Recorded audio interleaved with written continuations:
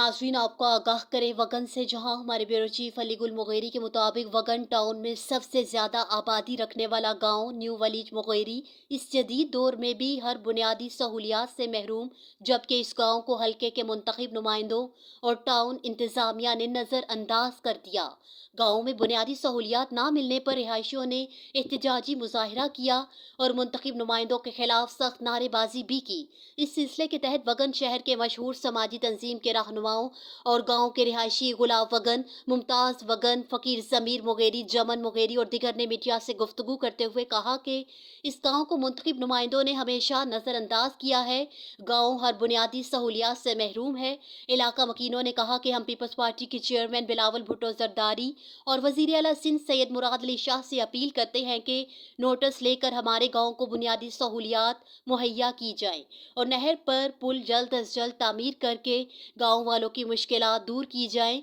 और हम गांव वालों को एहतजाज करने पर मजबूर ना किया जाए।